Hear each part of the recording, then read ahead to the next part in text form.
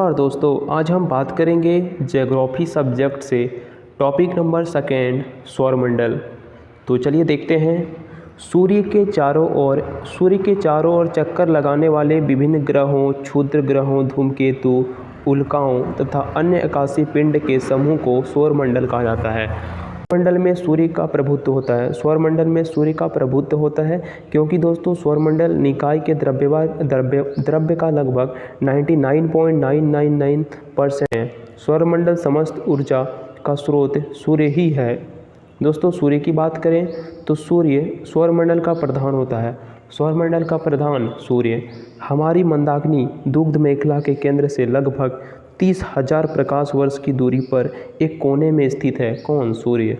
दोस्तों यह दूध मेखला मंदाकिनी का केंद्र के चारों ओर 250 किलोमीटर प्रति सेकंड की गति से परिक्रमा कर रहा है। दुग्ध मेखला मंदाकिनी के केंद्र के चारों ओर 250 किलोमीटर प्रति सेकंड की गति से सूर्य परिक्रमा कर रहा है। इसका परिक्रमण काल दुग्ध मेखला के केंद्र के चारों ओर एक बार घूमने में लगा समय 25 करोड़ वर्ष है, जिसे ब्रह्मांड वर्ष कॉस्मस ईयर कहते हैं।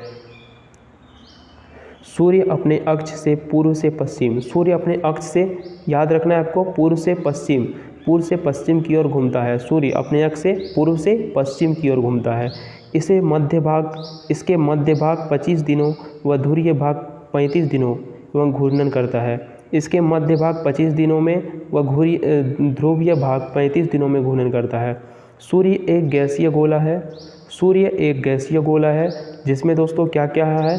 हाइड्रोजन है, 71% हाइड्रोजन जो सबसे अधिक है। हीलियम 26.5% है एवं अन्य तत्वों की बात करें तो 2.5% होता है। याद रखना है, हाइड्रोजन 71%, हीलियम 26.5%, अन्य तत्व 2.5% होता है। और सूर्य गैसीय गोला है।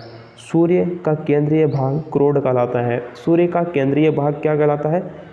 कोर कहलाता है, जिसका ताप 1.5 × 10⁻⁷ डिग्री सेल्सियस है तथा सूर्य के बाहरी सतह का तापमान 6000 डिग्री सेल्सियस है। हेंस बेथ ने बताया कि 10⁷ डिग्री सेल्सियस ताप पर सूर्य के केंद्र पर 4 हाइड्रोजन नाभिक मिलकर एक हीलियम नाभिक का निर्माण करता है। अर्थात सूर्य के केंद्र पर नाभिक के संलयन होता है जो सूर्य की ऊर्जा का स्रोत है। सूर्य की दीप्तिमान सतह को प्रकाश मंडल कहा जाता है। सूर्य की दीप्तिमान सतह को प्रकाश मंडल फोटोस्फीयर कहते हैं। प्रकाश मंडल के किनारे प्रकाशमान नहीं होते। प्रकाश मंडल के किनारे प्रकाशमान नहीं होते हैं क्योंकि सूर्य का वायुमंडल प्रकाश को अवशोषण कर लेता है और इसे वर्णमंडल कॉस्मस ईयर कहते हैं। यह लाल रंग का होता है। उसके बाद ब्रह्मांड के बारे में कुछ बातें करें। ब्रह्मांड के बारे में तो दोस्तों प्रारंभ में पृथ्वी संपूर्ण ब्रह्मांड का केंद्र माना जाता था। पहले माना जाता था कि पृथ्वी संपूर्ण ब्रह्मांड का केंद्र है, जिसकी परिक्रमा सभी आकाशीय पिंड कैलेस्टियल बॉडी विभिन्न कक्षांतर ऑर्बिट में करते हैं। दोस्तों इसे भूकेंद्रीय सिद्धांत भी कहा गया, लेकिन इसका प्रतिपादन मिस्र यूनानी खगोल शास्त्री क्लॉडियस टॉलमी ने 140 ईस्वी में किया था। इसके बाद आया एक खगोल शास्त्री पोलैंड के खगोल शास्त्री कौन? Nicholas Copernicus. इसने 1473 से 1543 ईस्वी ने दर्शाया कि दोस्तों सूर्य ब्रह्मांड के केंद्र पर है। सूर्य ब्रह्मांड के केंद्र पर है तथा ग्रह इसकी परिक्रमा करते हैं सूर्य की। और सूर्य विश्व या ब्रह्मांड का केंद्र बन गया। इसे सूर्य केंद्रीय सिद्धांत भी कहा जाता है। 16वीं शताब्दी टाइको ब्रे के सहायक जोहानेस केपलर 1571 से 1630 ईस्वी ने ग्रह कक्षाओं के नियम को खोज की, परंतु इसमें भी सूर्य को ब्रह्मांड का केंद्र माना गया। 20वीं शताब्दी के आरंभ में जाकर हमारी मंदाकिनी दूध मेखला की तस्वीर स्पष्ट हुई और सूर्य को इस मंदाकिनी के एक सिरे पर अवस्थित पाया गया। इस प्रकार सूर्य को ब्रह्मांड के केंद्र होने पर गौरव समाप्त हो गया। नेक्स्ट देखते हैं हम लोग सूर्य ग्रहण के समय सूर्य ग्रहण के समय दिखाई देने वाला सूर्य किरीट कहते हैं। सूर्य ग्रहण के समय दिखाई देने वाला भाग को हम लोग सूर्य किरीट कहते हैं। सूर्य किरीट उत्सर्जित करता है, एक्सरे उत्सर्जित करता है। यह सूर्य का मुकुट भी कहा जाता है, इसे सूर्य का मुकुट भी कहा जाता है। पूर्ण सूर्य ग्रहण के समय सूर्य किरीट से प्रकाश प्राप्ति होती है। पूर्ण सूर्य ग्रहण के समय सूर्य किरीट से प्रकाश की प्राप्ति होती है। सूर्य की उम्र माना जाता है 5 बिलियन वर्ष। भविष्य में सूर्य द्वारा ऊर्जा देते रहने का समय 10⁻11 वर्ष है। सूर्य के प्रकाश को पृथ्वी तक पहुंचने में 8 मिनट 16.6 सेकंड का समय लगता है। ये आपको याद रखना है। तो सूर्य के प्रकाश को पृथ्वी तक पहुंचने में 8 मिनट 16.6 सेकंड का समय लगता है। सौर ज्वाला के उत्तरी ध्रुव को ऑरोरा बोरियालिस कहते हैं और दक्षिणी ध्रुव को ऑरोरा ऑस्ट्रेलिस कहते हैं। सूर्य के धब्बे चलते हुए गैसों के खोल का तापमान आसपास के तापमान से 1500 डिग्री सेल्सियस कम होता है। सूर्य के धब्बों का एक पूरा चक्र 22 वर्ष का होता है। पहले 11 वर्षों तक धब्बा पड़ता है और बाद में 11 वर्षों तक यह धब्बा घटता है। जब सूर्य की सतह पर धब्बा दिखलाई पड़ता है उस समय पृथ्वी पर चुंबकीय झंझावात उत्पन्न होती है। इससे चुंबकीय सुई की दिशा बदल जाती है एवं रेडियो, टेलीविज़न, बिजली चलित मशीन आदि गड़बड़ी उत्पन्न हो जाती है। सूर्य का व्यास 13,92,000 किलोमीटर है। सूर्य का व्यास जो पृथ्वी के व्यास का लगभग 110 गुना है। सूर्य हमारी पृथ्वी से 13 लाख गुना बड़ा है सूर्य। और पृथ्वी का सूर्य ताप 2 अरबवां भाग है सूर्य का मिलता है। सौरमंडल के पिंड के बारे में बात करेंगे तो अंतर्राष्ट्रीय खगोलशास्त्री संघ इंटरनेशनल एस्ट्रोनॉमिकल यूनियन IAU की प्राग सम्मेलन 2006 के अनुसार सौरमंडल में मौजूद पिंडों की 3 श्रेणियों में बांटा गया है। पिंडों को परंपरागत ग्रह, बौने ग्रह और लघु सौरमंडलीय ग्रह। परंपरागत ग्रह कौन कौन से हैं? बुध, शुक्र, पृथ्वी, मंगल, शनि, अरुण एवं वरुण। बौने ग्रह की बात करें तो प्लूटो, चेरोन, सेरस 2003 में UV 313। दोस्तों लघु सौरमंडलीय ग्रह की बात करें तो धूमकेतु, उपग्रह एवं अन्य छोटे खगोलीय पिंड हैं लघु सौरमंडलीय ग्रह। ये आपको याद रखना है परंपरागत ग्रह, ठीक है। बुध, शुक्र, पृथ्वी, मंगल, बृहस्पति, शनि, अरुण, वरुण। लघु सौरमंडलीय ग्रह धूमकेतु, उपग्रह एवं अन्य छोटे खगोलीय पिंड। ग्रह की बात करें ग्रह वे खगोलीय पिंड हैं जो निम्न शर्तों को पूरा करता हो, जैसे जो सूर्य के चारों ओर परिक्रमा करता हो, उसमें पर्याप्त गुरुत्वाकर्षण बल हो जिसमें वह गोल स्वरूप ग्रहण कर सके, उसके आसपास के क्षेत्र साफ हो यानी आसपास अन्य खगोलीय पिंडों का भीड़भाड़ न हो। ग्रह की उपयुक्त परिभाषा IAU की प्राग सम्मेलन अगस्त 2006 में तय की गई। ग्रह की इस परिभाषा के आधार पर प्लूटो को ग्रह की श्रेणी से निकाल दिया गया। इस ग्रह की परिभाषा के आधार पर दोस्तों प्लूटो जिसे यम कहते हैं ग्रह की श्रेणी से निकाल दिया गया। फलस्वरूप परंपरागत ग्रह की संख्या 9 से घटकर 8 रह गई। पहले 9 थी, इसमें प्लूटो शामिल था लेकिन इसकी कंडीशन को फॉलो नहीं कर पाया इसलिए बाहर हो गया। यम को बौने ग्रह की श्रेणी में रखा गया। प्लूटो को बौने ग्रह की श्रेणी में रखा गया। ग्रहों को 2 भागों में विभाजित किया जाता है, एक पार्थिव या आंतरिक ग्रह, एक बृहस्पति या बाह्य ग्रह। पार्थिव या आंतरिक ग्रह की बात करें तो टेरेस्ट्रियल और इनर प्लैनेट ये है बुध, शुक्र, पृथ्वी एवं मंगल, इसे पार्थिव ग्रह कहा जाता है। पार्थिव ग्रह का एग्जाम्पल बुध, शुक्र, पृथ्वी एवं मंगल, क्योंकि ये पृथ्वी के सदृश होते हैं बुध, शुक्र, पृथ्वी एवं मंगल, ठीक है दोस्तों। उसके बाद बृहस्पति या बाह्य ग्रह, Jovian and outer planet. Brihaspati, Shani, Arun एवं वरुण, जो बृहस्पति को बृहस्पति ग्रह कहा जाता है। बृहस्पति, शनि, अरुण एवं वरुण को बृहस्पति ग्रह कहा जाता है। उसके बाद कुल 8 ग्रह में से केवल 5 ग्रह को नंगी आंखों से हम देख सकते हैं। ठीक है, वो है बुध, शुक्र, शनि, बृहस्पति एवं मंगल, जिन्हें हम नंगी आंखों से देख सकते हैं।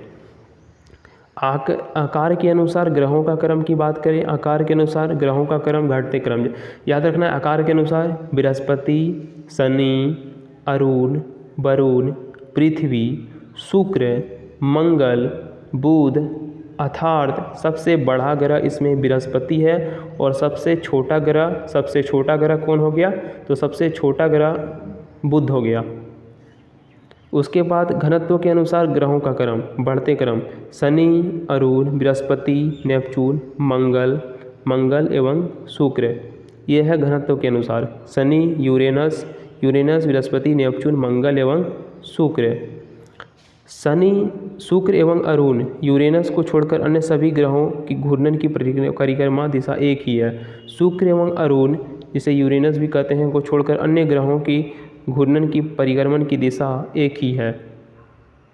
नेक्स्ट हम लोग देखेंगे, नेक्स्ट की बात करें तो बुध आता है। दोस्तों बुध मरकरी यह सूर्य का सबसे नज़दीकी ग्रह है। बुध यह सूर्य का सबसे नज़दीकी ग्रह है जो सूर्य निकलने के 2 घंटा पहले दिखाई पड़ता है। सूर्य निकलने के 2 घंटा पहले दिखाई पड़ता है। कौन सा ग्रह? बुध। बुध सबसे छोटा ग्रह बुध, जिसके पास कोई उपग्रह नहीं है, बुध। इसका सबसे विशिष्ट गुण इसमें चुंबकीय क्षेत्र का होना बुध ग्रह। सूर्य की परिक्रमा सबसे कम समय में पूरी करता है। कौन? बुध। याद रखना, ये सब फैक्ट बहुत इंपॉर्टेंट है। नेक्स्ट की बात करें तो शुक्र ग्रह। शुक्र को वीनस कहते हैं। यह पृथ्वी का निकटतम ग्रह। दोस्तों पृथ्वी का निकटतम ग्रह शुक्र, जिसे आप देख सकते हैं। यह सबसे चमकीला एवं सबसे गर्म ग्रह है। इसे सांझ का तारा, भोर का तारा भी कहा जाता है। यह अन्य ग्रहों की विपरीत दक्षिणावर्त एंटी क्लॉकवाइज चक्रण करता है। अन्य ग्रहों की दिशा में यह विपरीत घूमता है। इसे पृथ्वी का भगनी कहा जाता है शुक्र ग्रह को। एवं घनत्व के आकार में व्यास में पृथ्वी के समान ही है। आकार एवं व्यास में पृथ्वी के समान है शुक्र ग्रह। इसके पास कोई उपग्रह नहीं है। बात करते हैं बृहस्पति, जुपिटर की। बृहस्पति यह सौरमंडल का सबसे बड़ा ग्रह। दोस्तों सौरमंडल का सबसे बड़ा ग्रह है बृहस्पति ग्रह। यह अपनी धुरी पर चक्कर लगाने में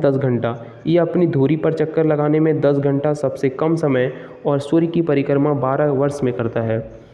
सबसे अपनी धुरी पर चक्कर लगाने में सबसे कम समय लेता है 10 घंटा। कौन ग्रह? बृहस्पति। दोस्तों इसके उपग्रहों की संख्या 63 है, जिसे ज्ञानीमिड सबसे बड़ा ग्रह है। यह पीले रंग का उपग्रह है। बात करते हैं मंगल, मार्स की। यह लाल ग्रह, इसे रेड प्लैनेट भी कहा जाता है। दोस्तों लाल ग्रह भी कहा जाता है। इसका लाल रंग का होना आयरन ऑक्साइड के कारण होता है। ये लाल रंग है क्योंकि यहाँ पे आयरन ऑक्साइड है। दोस्तों यहाँ पृथ्वी के समान 2 ध्रुव है तथा इसका कक्षा तली 25 डिग्री के कोण पर झुका है, जिसके कारण यहाँ पृथ्वी के समान ऋतु परिवर्तन होता है मंगल ग्रह पे। और इसके दिन का मान अक्ष का झुकाव पृथ्वी के समान है। दिन का मान एवं अक्ष का झुकाव पृथ्वी के समान है। यह अपनी धुरी 24 घंटे में एक चक्कर पूरा करता है दोस्तों। इसके 2 उपग्रह हैं, फोबोस और डिमोस। मार्स के 2 उपग्रह फोबोस और डिमोस। सूर्य की परिक्रमा करने में इसे 687 दिन लगते हैं। सौरमंडल का सबसे बड़ा ज्वालामुखी। दोस्तों सौरमंडल का सबसे बड़ा ज्वालामुखी ओलिपस मेसी जो मंगल ग्रह पे है। सौरमंडल का सबसे ऊंचा पर्वत निक्स ओलंपिया, जो माउंट एवरेस्ट से 3 गुना अधिक ऊंचा है। सोचिए, यह मंगल ग्रह पे है और इसी ग्रह पर स्थित है, मंगल ग्रह पे। बात करते हैं सैटर्न की। यह आकार में दूसरा सबसे बड़ा ग्रह तो शनि ग्रह। यह आकाश में पीले तारे के समान दिखाई पड़ता है।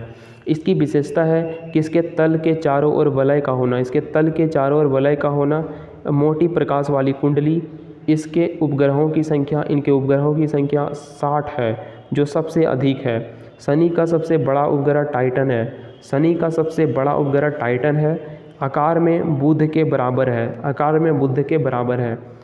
फोबे नामक शनि का उपग्रह इसकी कक्षा में घूमने की विपरीत दिशा में परिक्रमा करता है। बात करते हैं अरुण की। यूरेनस आकार में तीसरा सबसे बड़ा ग्रह यूरेनस। यह इसकी खोज 1781 ईस्वी में विलियम हर्शेल के द्वारा की गई थी। इसके चारों ओर 9 वलयों में 5 वलयों का नाम अल्फ़ा बीटा गामा डेल्टा और एप्सिलॉन है। दोस्तों यह अपने अक्ष पर पूर्व से पश्चिम की ओर घूमता है।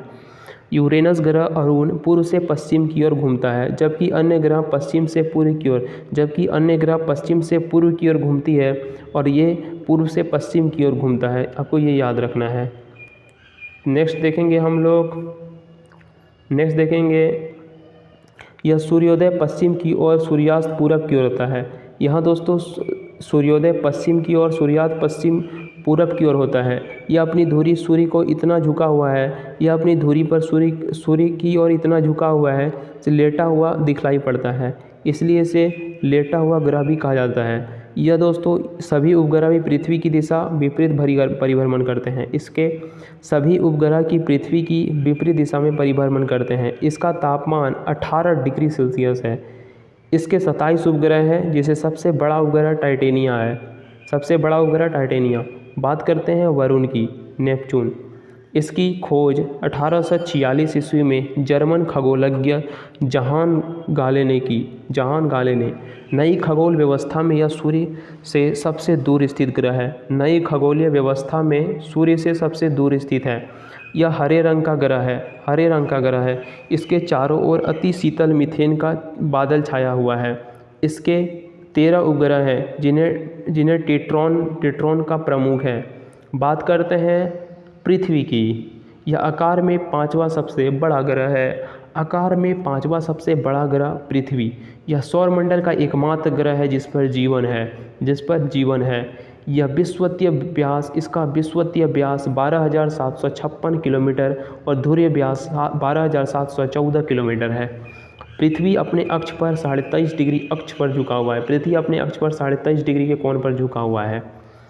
यह अपने अक्ष पर पश्चिम से पूर्व की ओर 1610 किलोमीटर प्रति घंटा की चाल से 23 घंटे 56 मिनट और 4 सेकंड में पूरा चक्कर लगाता है। पृथ्वी की इस गति को घूर्णन या दैनिक गति कहते हैं। इसी गति से दिन और रात होते हैं। दोस्तों पृथ्वी को सूर्य की एक परिक्रमा पूरी करने में 365 दिन 5 घंटे 48 मिनट 46 सेकंड का समय लगता है। सूर्य की एक परिक्रमा करने में 365 दिन 5 घंटे 48 मिनट 46 सेकंड का समय लगता है। इसी के कारण 4 वर्ष में एक लीप ईयर्स आता है। ठीक है, 366 दिन आ जाता है उस लीप ईयर में, 4 साल में। सूर्य के चातुर्दिक पृथ्वी के इस परिक्रमा को पृथ्वी की वार्षिक गति अथवा परिक्रमण कहते हैं। पृथ्वी को सूर्य की परिक्रमा करने में लगे समय का सौर कहा जाता है। पृथ्वी को सूर्य की एक परिक्रमा करने में लगे समय को सौर वर्ष कहा जाता है। प्रत्येक सौर वर्ष कैलेंडर 4 वर्ष हर वर्ष के लगभग 6 घंटा बढ़ जाता है, जिसे हर चौथे वर्ष लीप वर्ष बनाकर समायोजित किया जाता है। दोस्तों लीप वर्ष 366 दिन का होता है, जिसके कारण फरवरी माह में 28 दिन या 29 दिन होते हैं। पृथ्वी पर ऋतु परिवर्तन मतलब लीप ईयर्स में 29 दिन होते हैं। ठीक है, पृथ्वी ऋतु परिवर्तन इसकी अक्ष पर झुके होने के कारण पृथ्वी पर ऋतु परिवर्तन क्यों होता है? क्योंकि इसकी अक्ष पर झुके होने के कारण तथा सूर्य के सापेक्ष इसकी स्थिति में परिवर्तन या वार्षिक गति के वारण होती है। वार्षिक गति के कारण पृथ्वी पर दिन रात या बड़ा होता है, छोटा या बड़ा होता है। उसके बाद आकार में बनावट की दृष्टि से पृथ्वी के समान शुक्र के समान है। आकार की बनावट की दृष्टि से पृथ्वी सूर्य के शुक्र के समान है। दोस्तों जल की उपस्थिति के कारण इसे नीला ग्रह कहा जाता है। इसकी अक्ष की इसकी कक्षा के सापेक्ष 66.5 डिग्री के कोण बनाता है। कक्षा के सापेक्ष सूर्य के बाद पृथ्वी के सबसे निकट का तारा प्रोक्सिमा सेंचुरी। सूर्य के बाद पृथ्वी के सबसे निकट का तारा कौन सा है? Proxima Centauri. पृथ्वी के सबसे निकट तारा प्रोक्सिमा सेंचुरी। जो अल्फा सेंचुरी समूह का तारा है, यह पृथ्वी के 4.22 प्रकाश वर्ष दूर है। पृथ्वी का एकमात्र उपग्रह चंद्रमा है। पृथ्वी का एकमात्र उपग्रह चंद्रमा। दोस्तों 24 अगस्त 2006 को अंतर्राष्ट्रीय खगोल विज्ञानी संघ IAU की प्राग सम्मेलन चेक गणराज्य बैठक में खगोल वैज्ञानिकों ने प्लूटो का ग्रह होने का दर्जा खत्म कर दिया, क्योंकि इसकी कक्षा वृत्ताकार नहीं है और यह वरुण ग्रह का कक्षा से होकर गुजरती है। नई खगोलीय व्यवस्था में प्लूटो को बौने ग्रह की श्रेणी में रखा गया। बात करते हैं चंद्रमा की। चंद्रमा मून, यह चंद्रमा की सतह पर उसकी आंतरिक स्थिति का अध्ययन करने वाला विज्ञान सेलेनोलॉजी कहलाता है। चंद्रमा की सतह और उसकी आंतरिक स्थिति का अध्ययन करने वाला विज्ञान सेलेनोलॉजी कहलाता है। नेक्स्ट देखेंगे, इस पर धूल के मैदान शांति सागर कहते हैं। चंद्रमा पर धूल के मैदान को शांति सागर कहते हैं। चंद्रमा का पिछला भाग जो अंधकारमय होता है। दोस्तों चंद्रमा का उच्चतम पर्वत लिबर्टीज पर्वत है। चंद्रमा का उच्चतम पर्वत लिबर्टीज पर्वत है, जो 35,000 फुट यानी 10,668 मीटर ऊंचा है। यह चंद्रमा के दक्षिणी ध्रुव पर स्थित है। आप चंद्रमा के दक्षिणी भाग को ही देखते हैं। चंद्रमा को जीवाश्म ग्रह भी कहा जाता है। चंद्रमा पृथ्वी की एक परिक्रमा लगभग 27 दिन 8 घंटे में पूरी करता है। चंद्रमा पृथ्वी की एक परिक्रमा 27 दिन 8 घंटे में पूरी करता है और उतने ही समय में अपने अक्ष पर घूर्णन करता है। यही कारण है कि चंद्रमा का सदैव एक ही भाग दिखाई पड़ता है और पृथ्वी के चंद्रमा का 57% भाग आप देख सकते हैं।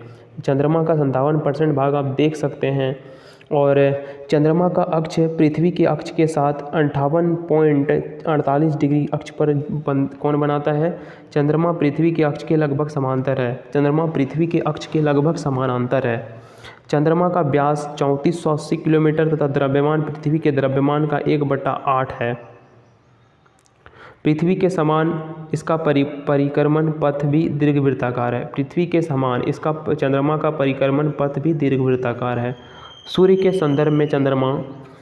संदर्भ में चंद्रमा पृथ्वी के परिक्रमा की अवधि 29.53 दिन यानी 39 दिन 12 घंटे 44 मिनट और 2.8 सेकंड में होती है। सूर्य के संदर्भ में चंद्रमा की परिक्रमा अवधि। इस समय को एक चंद्रमास साइनोडिक मास कहते हैं। दोस्तों चंद्रमा नक्षत्र समय के दृष्टिकोण से चंद्रमा लगभग 27.5 दिन मतलब 27 दिन 7 घंटे और 43 मिनट 11.6 समय और पुनः स्थिति में होता है 27 घंटे दिन की अवधि नक्षत्र मास कहलाती है। ज्वार उठने के लिए अपेक्षित और चंद्रमा की शक्तियाँ का अनुपात 11:5 है। याद रखना है आपको। ज्वार उठने के लिए अपेक्षित सौर एवं चंद्रमा की शक्तियों का व्यास कितना है? 11:5। दोस्तों अपोलो के अंतरिक्ष यात्रियों द्वारा लाए गए चंद्रमा से लाए गए चट्टानों से पता चलता है कि चंद्रमा भी उतना ही पुराना है जितना पृथ्वी, लगभग 460 करोड़ वर्ष। इसकी चट्टानों से टाइटेनियम की मात्रा अत्यधिक मात्रा में पाई जाती है। चंद्रमा की चट्टानों में टाइटेनियम की मात्रा अत्यधिक मात्रा में पाई जाती है। उसके बाद बौने ग्रह की बात करते हैं। बौने ग्रह को प्लूटो यम, इसकी खोज 1930 ईस्वी में क्लाइड टॉल्बो ने की थी। अगस्त 2006 की IAU की प्राग सम्मेलन ग्रह में कहलाने के मापदंड को खैर नहीं उतरने के कारण यम ग्रह प्लूटो को ग्रह की श्रेणी से अलग कर दिया और बौने ग्रह की श्रेणी में रखा गया। दोस्तों यम को ग्रह की श्रेणी से निकाल जाने का कारण है आकार में चंद्रमा का छोटा होना, बात कर लिए थे, और इसकी कक्षा में वृत्ताकार नहीं होना, वरुण की कक्षा को काटना। IAU के इसका नाम रखा दोस्तों 1,34,340 रखा इसका नाम। उसके बाद हम देखेंगे सोरस। इसकी खोज इटली के खगोल शास्त्री पियाजी ने किया था। सोरस की खोज किसने किया था? सेरस की खोज किसने किया था दोस्तों? तो इटली के खगोलशास्त्री पियाजी ने किया था। IAU एस्ट्रोनॉमिकल यूनियन और एस्ट्रोनॉमिकल यूनियन, ठीक है, IAU की नई परिभाषा के अनुसार इसे बौने ग्रह की श्रेणी में रखा गया है, जहां इसकी संख्या 1 से जाना जाएगा। इसकी व्यास बुध के व्यास का 175वां भाग है। Astronomical union unit. अन्य बौने ग्रह में चेरोन एवं 2003 UB 313 इरिस अन्य बौने ग्रह हैं, चेरोन एवं UB, ठीक है। लघु सौरमंडलीय ग्रह, क्षुद्र ग्रह एस्टेरॉयड। मंगल एवं बृहस्पति ग्रह की कक्षाओं के बीच कुछ छोटे छोटे आकाशीय पिंड हैं जो सूर्य के परिक्रमा कर रहे हैं, उसे क्षुद्र ग्रह कहते हैं। खगोलशास्त्री के अनुसार ग्रह के विस्फोट के फलस्वरूप टूटे टुकड़ों को क्षुद्र ग्रह का निर्माण हुआ है। दोस्तों, क्षुद्र ग्रह जब पृथ्वी से टकराता है तो पृथ्वी के पृष्ठ पर विशाल गर्त बनाता है। महाराष्ट्र के लोनार झील का एक गर्त है फोरवेस्टा एकमात्र क्षुद्र ग्रह है जो नंगी आंखों से देखा जा सकता है। फोरवेस्टा एक क्षुद्र ग्रह है जो इसे नंगी आंखों से देखा जा सकता है। उसके बाद हम देखेंगे धूमकेतु, ठीक है। धूमकेतु कॉमेट। सौरमंडल के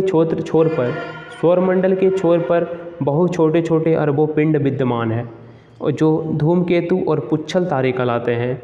ये गैस एवं धूल का संग्रह है। दोस्तों, ये जो सौरमंडल में छोटे छोटे अरबों पिंड विद्यमान है, ये गैस एवं धूल का संग्रह है जो आकाश में लंबी चमकदार पूंछ सहित प्रकाश में चमकीले गोल के रूप में दिखाई देते हैं। धूमकेतु केवल तभी दिखाई पड़ता है जब वह सूर्य की ओर अग्रसर होता है, क्योंकि सूर्य की किरणें इसी गैस के कारण चमकती है। सूर्य की किरणें इसी गैस को चमकीला बना देती है, इसलिए धूमकेतु पुच्छल तारे चमकते हैं। धूमकेतु की पूंछ हमेशा सूर्य से दूर दिखाई देता है। हेले नामक धूमकेतु का परिक्रमण काल। दोस्तों, हेले नामक धूमकेतु का परिक्रमण काल 76 वर्ष है।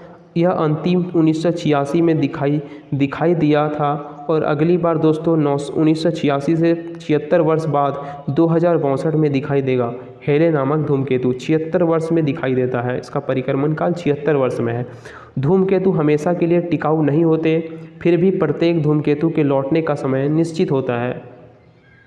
बात करते हैं उल्का की दोस्तों। तो उल्काएं प्रकाश की चमकीली धारी के रूप में देखते हैं, जो आकाश में क्षण भर के लिए दमकती है और लुप्त हो जाती है। उल्काएं क्षुद्र ग्रहों के टुकड़े और धूमकेतुओं द्वारा पीछे छोड़े गए धूल के कण होते हैं। उल्काएं क्षुद्र ग्रहों के टुकड़े तथा धूमकेतुओं के द्वारा पीछे छोड़े गए धूल के कण होते हैं। सौर परिवार की सारणी की बात करें तो बुध का व्यास 4878 किलोमीटर है। दोस्तों, परिभ्रमण समय की बात करें तो परिभ्रमण करता है अपने अक्ष पर 58.6 दिन में और परिक्रमण काल इसका 88 दिन है सूर्य के चारों ओर, और इसके उपग्रह नहीं है बुध का।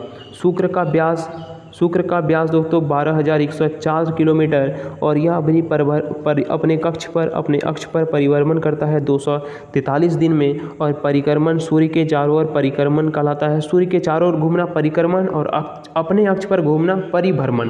तो परिक्रमण काल दोस्तों शुक्र का हो गया 224.7 दिन और इसका भी उपग्रह नहीं है। बात करते हैं पृथ्वी का व्यास 12,756 से 12,714 किलोमीटर माना जाता है। इसका परिभ्रमण काल पृथ्वी का 23.9 घंटे है। दोस्तों, पृथ्वी का परिक्रमण 365.26 दिन में होता है और इसके उपग्रह एक चंद्रमा है।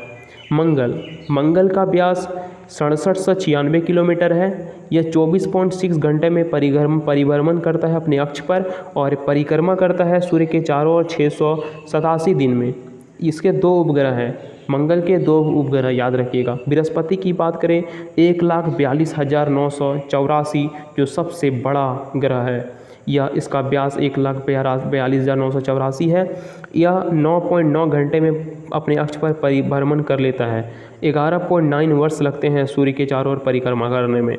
इसके 63 उपग्रह है। बृहस्पति के 63 उपग्रह है जो सबसे ज़्यादा है।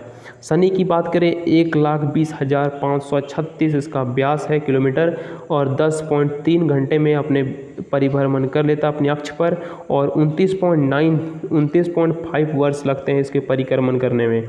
60 इसके उपग्रह हैं शनि के। बात करते हैं अरुण की। 51,118 किलोमीटर इसका व्यास है। 17.2 घंटे में परिभ्रमण करता है अपने अक्ष पर। 84.84 वर्ष लगते हैं इसे परिक्रमण करने में सूर्य के चारों ओर। इसके 27 उपग्रह हैं, अरुण के 27 उपग्रह।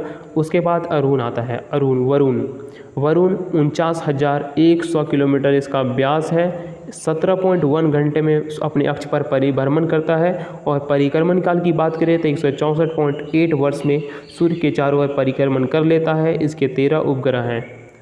ठीक है दोस्तों, तो आज के इस वीडियो में देखें सौर मंडल के बारे में। नेक्स्ट वीडियो में हम देखेंगे पृथ्वी और उसका सौरविक संबंध। तो दोस्तों, इस वीडियो को देखने के लिए आपको लोग को बहुत बहुत धन्यवाद, और इस वीडियो को ज़रूर लाइक कीजिएगा, और इसी तरह के आप वीडियो देखना चाहते हैं तो चैनल को सब्सक्राइब कर सकते हैं। मिलते हैं दोस्तों अगले कंटेंट में, तब तक के लिए धन्यवाद। आप इस चैनल को ज़रूर सब्सक्राइब कर लीजिए ताकि आने वाले कंटेंट आपसे मिस ना हो।